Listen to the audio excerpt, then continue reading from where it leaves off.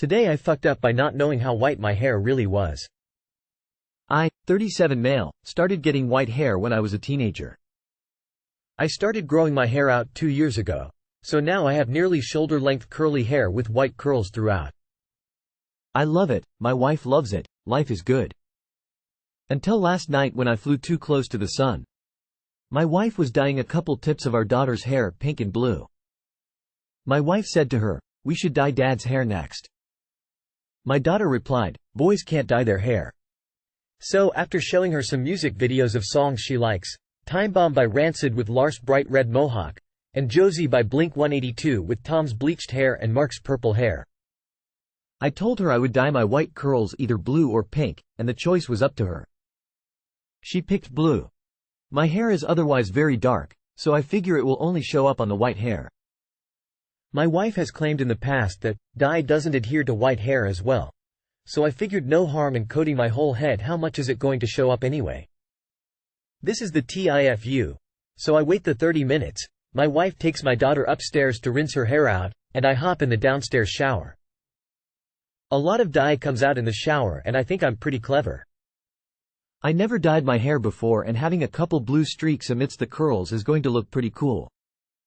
I get out of the shower, dry my hair off, and look in the mirror. My head is completely blue. I go upstairs where my wife is bathing my kid. So two things. 1. I think I have more white hair than I first thought. My wife. Yeah, I could have told you that. And second, you may have been wrong about how well dye works on white hair. They had a good laugh about all of this. Now I have nothing against dyed hair, and I work in a job where it won't matter alongside people who wouldn't think anything of it after the initial laughing subsides. However, I'm a 37-year-old dad who has never had any dye in my hair. Never mind nearly shoulder-length blue hair. I look so foolish. Too long did not read. Misjudged how much white hair I have and now look like a blue-haired alien. Alright, I'm sold and hooked. You have to post a picture or something, I'm so curious just how blue it is. Maybe an oops for unintended hair color, but what an awesome teaching moment and memory for your daughter. The dye will fade and can be stripped if you really hate it, but that's really hard on your hair. I think you win cool dad points, at least for this one. And if folks make comments while you're out with her, you get a great chance to model how to handle ignorance and judgment about choices people make for their bodies. No bro, you look like fun dad that loves their kids. Wear it as a badge of honor. Pic, as it has definitely happened. Edit. A good wash took some of it out and better lighting shows how blue it is, now mixed in with a bunch of silver. Pics or it didn't happen. I was so happy when I had enough gray that I didn't have to bleach anything first. I alternate between blue and purple with color depositing shampoo. Today I fucked up by having itchy balls for a year. Insert customary. This didn't happen today, but I'm finally comfortable enough to discuss it now. So for over a year I've been having a nasty itch around my balls and scrotum. I tried every cream possible under the skin, including moisturizers, aloe vera gel, even cream for vaginal lubrication on a pharmacist's recommendation. SMH had the best results. No matter what I did, I seemed to buy myself just a few hours of peace before the itch inevitably came back. Over the last few months, it only seemed to get worse as it spread from just at the base of my scrotum to surrounding areas. I decided to try to not touch it for a week in the hope it went away. NGL, the first days were excruciating, especially when I went for a run in the cold where I nearly stopped every 5 minutes trying to adjust my package from scraping. After a week, I was just watching something when suddenly I felt a small itch down there and ended up scratching it for like 2-3 minutes without even realizing, as the relief was instantaneous. Unfortunately, what this meant was that the itch came back with a vengeance, and it was as if the week's no touching was negated in the space of a few brief but heavenly moments. Anyways, after nearly a year of trying to solve this issue with every cream or solution known to yours truly and never having an effective long-term solution, I finally came to the realization that I wasn't equipped to handle this problem myself. I went to a dermatologist who, in his defense, didn't bat an eye when I dropped trousers. Although I was taken aback by the amount of cupping done, he in about 3 minutes diagnosed that I had eczema and needed to take 2 specific creams to reduce inflammation and get rid of the eczema. It's been a month of daily double usage of the prescribed creams and lo and behold, would you believe the itch has practically evaporated. So to all the fellow men out there too embarrassed to address this issue and suffering in silence, just go to a doc and have this pain handled quickly and almost effortlessly. TLR had untreated ball eczema for a year that I tried to self-treat to no avail. Dermatologist cleared that shit up in time for beach season with the prescription meds. Edit. I've been getting lots of requests for what cream I was prescribed and just gonna say it here for ease of use. The dermatologist gave me a prescription for Clairlux J500 steroid cream and had a month-long treatment with varying doses each week. TIFU by not going to the doctor, an educated specialist who can instantly help. I was in your exact position, except that I never stopped scratching. It literally became red and smooth. No ridges, brain folds. Doc went, "Oh dear," when she saw it. Turns out it was psoriasis. Slapped some cream on it and it went away in a couple days. It took balls to seek treatment. Guys, just go to the doctor for things related to your health. Please, just go see a doctor. They don't judge. Seen everything before. Just go, it'll save your life. Just a PSA. Could be eczema, but a lot of people also suffer from mild fungal infections. Jock itch ain't a joke, PPL. I had a similar problem that was caused by a fungal infection. Turns out that swimming in a warm climate and never properly drying down there caused the issue. I too was hoping it would go away for weeks, but in the end tried an anti-fungal cream and within days it was fully relieved.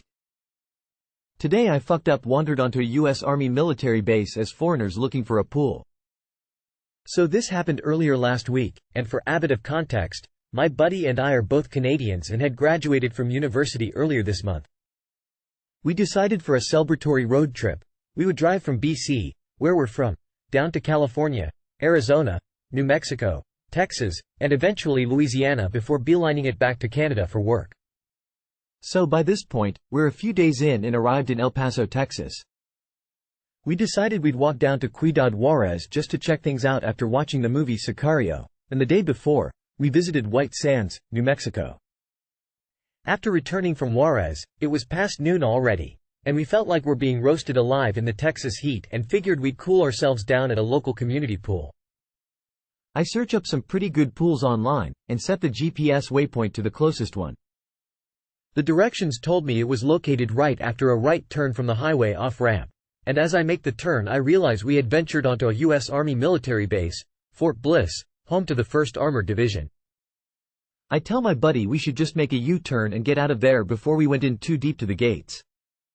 He says let's just try anyways, and boy was that a terrible decision. As we pull up, I tell the military personnel our mistake, and show him our only available form of ID, Canadian passports, etc. He says they'll just take a look at those and have us on our way very soon. That was the biggest understatement I've ever heard. They ended up closing the lane I was in, and I knew we were in for a long ride. Shortly after, a pair of MPs show up, military police, and started questioning us and had us fill detailed forms. They basically mapped out and pieced together our entire trip plan, personal background, and where we were before then. When they heard we went to Juarez earlier in the day, they asked for screenshots of hotel reservations we made in El Paso and kept asking if we spoke more than one language, Spanish specifically. Before I knew it, 4 additional Army investigators in civilian attire showed up, and from there, they took our photos, mugshot style, photos of my car, conducted a search on my car, and even went to photograph every single page of my car's registration papers, before going through both my buddy and I's phones and laptop photos and messages. The entire process took over 2 hours before they cleared us and sent us on our way. At most, there were 12 Army personnel around us at the gates, MPs, investigators, Army people, dealing with the shitstorm we stirred. The MPs were really nice and we chatted with them quite a bit, but honestly, one of the craziest experiences of my life. Too long did not read. My buddy and I wandered onto a U.S. military base by accident looking for a pool as foreigners and were interrogated for 2 hours before allowing us to U-turn out of the base. Did you ask them if they had a pool you could use though? You're in the Army now. The guards and military police there don't likely see much action at those gates, so their boss was probably really happy that some Canadian test subjects decided to appear. I mean, I would assume that they didn't think you were any real threat. They just decided to subject you to the full investigatory procedure simply because they could, and they had a nice time doing it. Holy cow, that's wild. I remember one time wife and I wanted Dunkin' Donuts and the only one in Southern California was on a Marine base. We went up and told the gate guard and he was like, just tell anyone who asks you're here for the golf tournament. They barely looked at our licenses. Your experience was hell. I think I saw you guys being held up at the Cassidy gate. I'm stationed there, and I remember one of the entrance lanes being closed for a while one afternoon as I was leaving. This happens a lot more often than you think, so don't feel too bad about it. It's a huge problem with Google Maps. It doesn't really make it clear roads you're on may be restricted access until you're too late to change it. I'm glad the MPs were nice and you guys were able to get out of there without any major issues. Today I fucked up by showing my boss something intimate. It finally happened. I work from home, and I was sharing my screen in a Zoom meeting with my boss, and when I clicked on Finder, it pulled up the window with an intimate video of an ex selected. What my boss could see was just a freeze frame of the beginning of the video, so basically just a woman reaching towards the camera. It's very dark, but you can see she's wearing a tank top, and in the mirror behind her you can see that she's only in underwear below the waist, basically, the outside of one thigh. So, nothing horribly explicit, thank God, and I don't think it could get me hauled in front of HR, but based on the grainy quality of the freeze frame, I'd say most people would assume correctly what the video was about. My boss and I pretended that we hadn't seen anything as I closed the window. I'm not sure if I ought to say anything to my boss, or just hope she appreciates that life and relationships are complicated, and that humans, especially me, are foible-ridden, occasionally horny idiots. Too long did not read. I accidentally showed my boss a non-explicit, but implicit, freeze frame of an intimate video of my ex. Edit. I appreciate the comments, folks, and I agree that if you can, you should have a work computer and a personal computer and that they should possibly be in different time zones. I also agree you shouldn't be keeping intimate videos of your ex, that I shouldn't be. However, I will say that I'm only 2 months out from a 7-year relationship, and she and I both love each other and wish we could make it work, but a long-term incompatibility, that we couldn't fix with a couple years of therapy, makes that difficult. She's made it clear she wants me back, and I think she'd be delighted that I still enjoy the video. Do I think she'd be happy about my foo? No, I do not. That's not a great excuse, but maybe it's a helpful explanation. I am inclined to agree with the perspective that holding onto videos like that will only hurt one's soul. But that sounds more like our breakup territory. Answer is that you need a work computer, laptop and a personal computer. Don't mix them. Delete the videos of your ex. Better for everyone. I can't believe it is 2024, and people still keep racy, nude photos, videos of their exes. Use personal data and accounts on work computers. Upload, store, view porn on their work computer. Every one of these is a separate foo, and you got the hat trick. I once sent a dick pic to my boss by mistake. Don't ask why, because I can't give a good reason other than I wasn't paying attention.